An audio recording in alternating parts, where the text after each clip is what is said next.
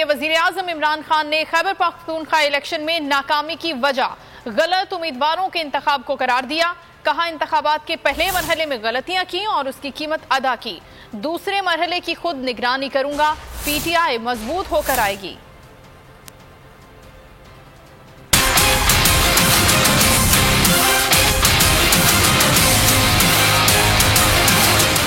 Ground पर बल्दियाती election की tension, वज़ीर-ए-आज़म इमरान खान इन एक्शन। इमरान खान ने गलत उम्मीदवारों का चुनाव शिकस्त की वजह करार दे दिया। ट्विटर पैगाम में वज़ीर-ए-आज़म ने बल्दियाती इलेक्शन में गलतियों का एतराफ कर दिया। कहा, इंतखाबात के पहले मरहले में गलतियां की और उसकी कीमत अदा की।